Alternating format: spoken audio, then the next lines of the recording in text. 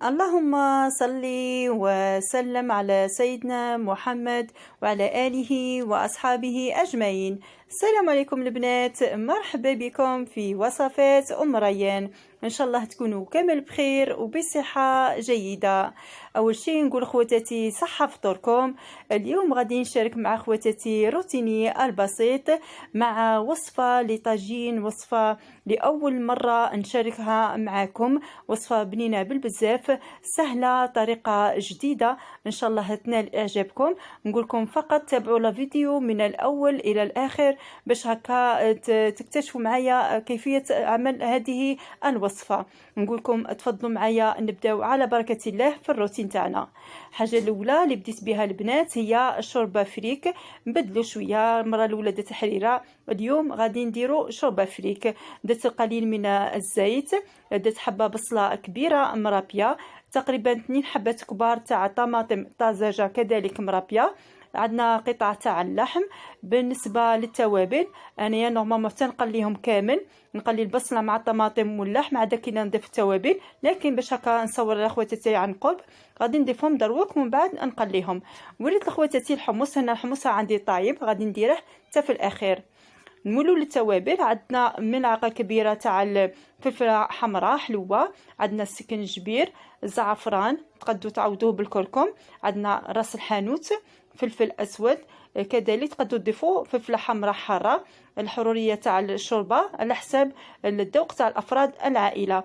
تبقى لنا هنايا غادي نقلو كل شيء مع بعض. هنايا بالنسبه للقزبر عندي هنايا قطعتين، عندي حزمتين تاع القزبر، غادي وحده نديرها في البدايه وحده نديرها حتى في الاخير باش هكا تبقى لنا بنت القزبر. غادي نقلو الشوربه تاعنا نديرها على نار متوسطه حتى يتقلى لنا مليح الطماطم مع البصله واللحم. عاد كينا نضيفو طماطم مصبره ونضيفو كذلك القطعه تاع القزبر ونديرو نمرقوها بالماء يكون غالي ونخلو حتى يطيب لنا اللحم. من بعد نضيف لها الفريك بعد ما تغسلوه مليح، والحمص تاعنا اللي يكون ديجا راه طايب، والقرن تاع الحار حتى في الاخير. نمر هنايا الوصفه تاعنا الرئيسيه اللي غادي نشاركها مع خواتاتي. هي دوك تشوفوا معايا عندنا الزر تاع الدجاج. هنا عندي الزر بحجم كبير، نتوما الحجم على حسب الافراد تاع العائله. خديت هنايا حبه بصله متوسطه رابيتها، ضفت لها 3 ملاعق كبيره تاع الزيت، ونضيفوا غير العظم تاع الزر تاع الدجاج. بالنسبه للحم غادي من بعد نسحقوا فيما بعد. هنايا ناخذوا فقط العظم تاع الزر باش هكا يعطينا بنه للبويون تاعنا. بالنسبه للتوابل ناخذوا العود تاع القرفه نغسلوه مليح، دائما العود القرفه تاع العود كما نجمه لاردو كامل خصنا نغسلوهم مليح من هذيك يكون فيهم حشرات ولا اتربه ولا نغسلوهم مليح. نضيفوا بالنسبه للتوابل القرفه تاع العود، سكنجبير، الفلفل اسود، وعلى راس مغرف البنات غير حاجه قليله نتاع الزعفران، ما غاديش باغيتها تولي صفرة بزاف، فقط على راس المغرف. واللي ما يبغيش الزعفران يديرها اون صوص بلونش عادي. غادي نمرق نقلي مليح البصله تاعنا مع العظم تاع الزر تاع الدجاج، نقليهم مليح ونمرقها ونخليه يطيب حتى من بعد نضيفوا له البقيه. المرحله الثانيه بالنسبه للحمص عندها طايب، اللي ماش طايب له الحمص يديرها في هذه الاثناء باش هكا يطيب له في لو بويون. انا غادي نضيفه حتى في الاخير. نمروا نخلي لو بويون تاعنا لاصوص بلونش تطيب لنا. نمروا هنايا للحشو تاع لي باركيت. هنايا خديت حزمه تاع السلق عفوا.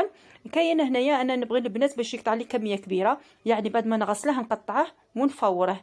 كاين اللي ياخذ غير الاوراق بعد ما تغسليهم ديروهم على مقلاة وديروا كميه تاع الزيت وتقلوهم ديريكتومون بلا ما تفوروه، لكن باش تدير لكم كميه مليحه انا نفوره. خليته اباغي طيب ونمروا نرجعوا بتكمله الوصفه تاعنا للطبق الرئيسي. هنايا بالنسبه الزر تاع الدجاج بعد ما قلت لكم العظم تاعها درنا في لوبويو، خديت هنايا اللحم تاع الزر تاع الدجاج، ضفت له نصف حبه تاع بصله كبيره مقطعه مكعبات، ضفت لها حبه بيض كامله، ملعقه كبيره تاع المعدنوس، وكذلك غادي نضيف لها 2 ملاعق كبيره من لا شابلور اي خبز مرحي.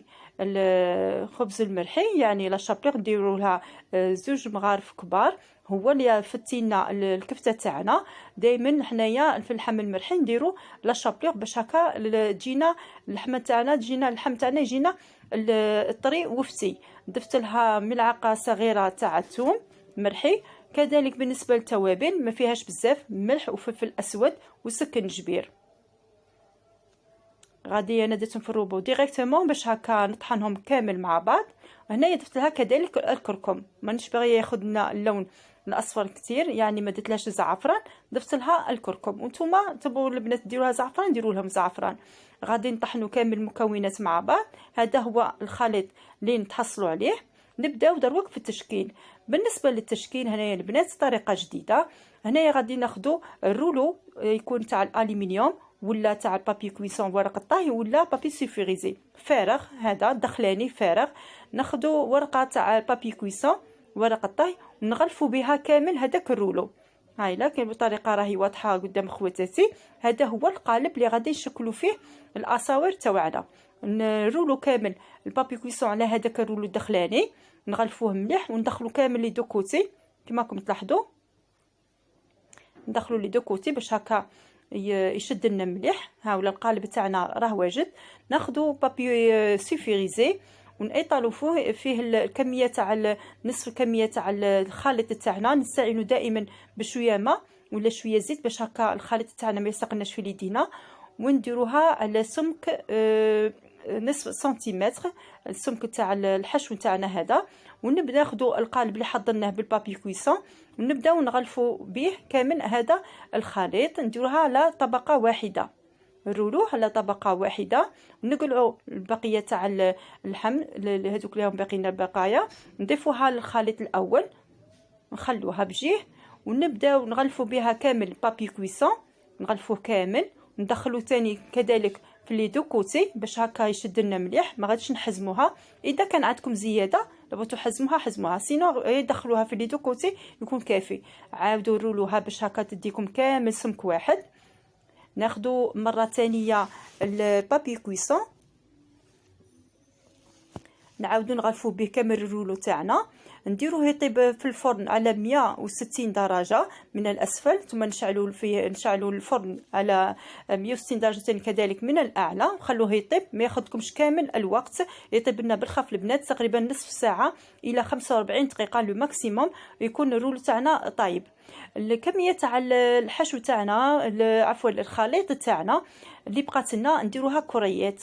هنايا كريات ديروها على حسب الحجم هذاك اللي يكون الوسط تاع الرولو، داك الفارغ الوسطاني نديروها على حسب الحجم تاعه. غادي نديرو كامل هادو الكريات ونضيفوها لاصوص بلونش اللي ديجا راها بدات طيب لنا. نضيفو هادو الكريات غادي ما ياخذولكمش كامل الوقت ونخلوهم يطيبوا مع الحمص. نمروا هنايا بالنسبه للتحليه غادي نحضر فقط الكريمه. بالنسبه للكريمه تاعي تقريبا تشبه كريمه باتيسير لكن بدون بيض، اقتصاديه. خدينا 2 كيسان كبار تاع الحليب، 3 ملاعق كبيره مايزينا اي نشا، عندنا ملعقتين تاع السكر كريستاليزي سكر عادي. غادي نضيف لها بات اروم كراميل، لكم الاختيار فيها. سينو انا باغي ندير هنايا ذوق شوكولا كراميل. لو بغيتوها غير شوكولا نضيفوا لها غير شويه فانيليا في الاخير ومن بعد ديروا لها شوكولا، ولكم الاختيار في الذوق تاع الكريمه. غادي نديرها على نار متوسطه تطيب لنا. بعد الغليه نخليها 5 دقائق باش لا مايزينا طيب لنا مليح. بالنسبه للشوكولا هنا استعملت الشوكولا نوار، غادي حتى كي طيب لنا الكريمه عاد كينا نضيفوا الشوكولا. هاي لهنايا الشوربه فريك تاعنا بعد ما طابت لنا بقات لها تقريبا 5 دقائق. ضفت لها القرن تاع الحار في الاخير والقدبه تاع الحزبه تاع القزبر في الاخير. غادي نضيف نخليها 5 دقائق ونطفي عليها. هنا الكريمه تاعي غادي نخليها تغلي. بعد الغليه قلت لكم خلوها 5 دقائق تطيب لنا لا مايزينا. هاي الكريمه تاعنا راهي واجده. شوفوا هذا هو القوام اللي نتحصلوا عليه. غادي نضيف لها الشوكولا نوار.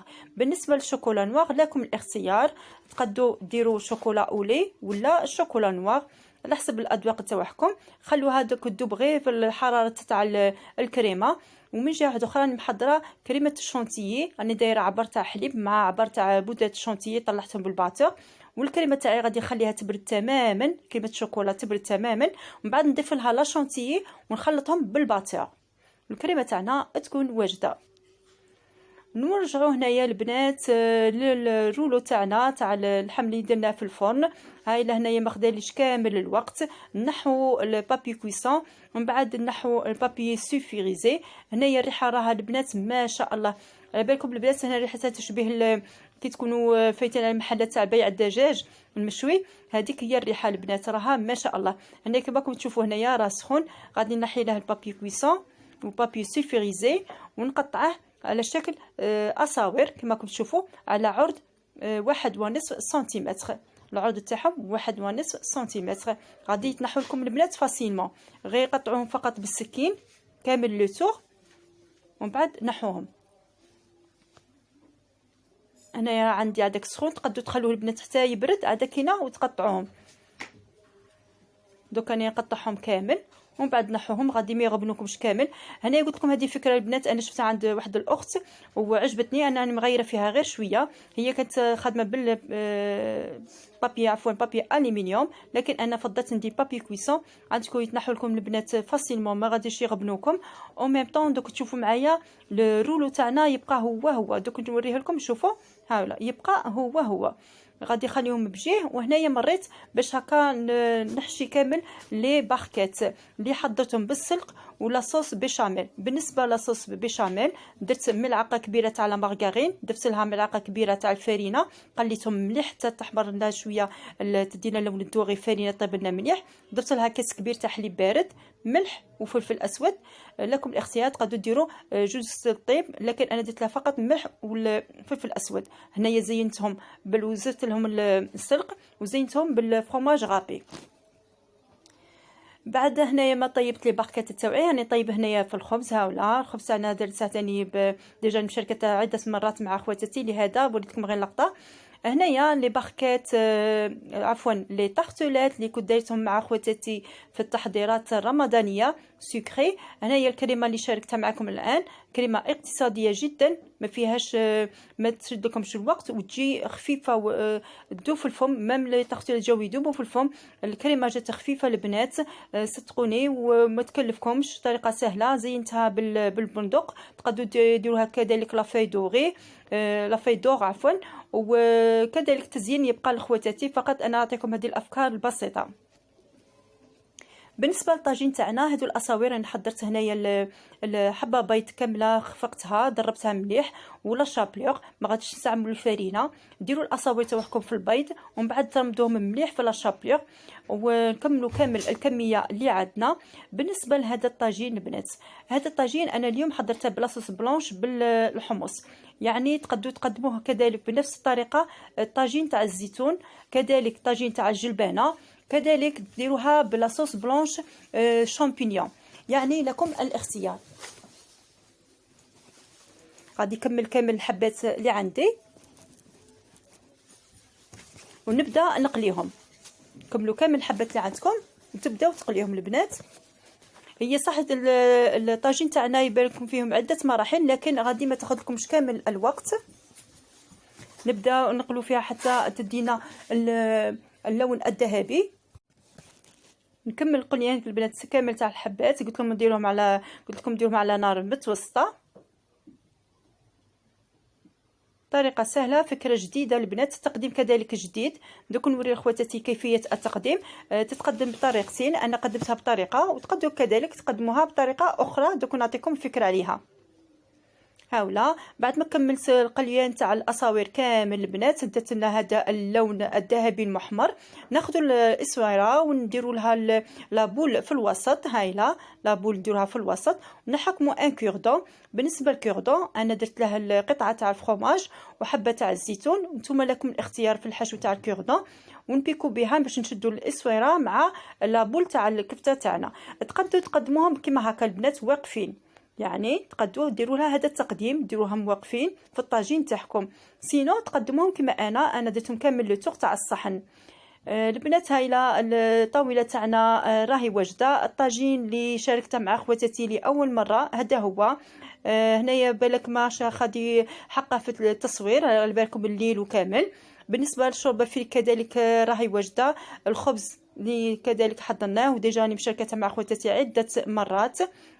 طاولتنا البسيطة أمامكم بوصفات سهلة. سلطة تلمون اليوم كديت عدة وصفات ديال سلطة بسيطة. طاجين حلو وديت فقط الزبيب وشبح الصفرة، ولي باقات كذلك تاعنا راهم واجدين. ان شاء الله طاولة تعليم تكون نالت اعجابكم. ما تنساوش البارطاج بين الاحباب والاصدقاء والاقارب. السلام عليكم البنات.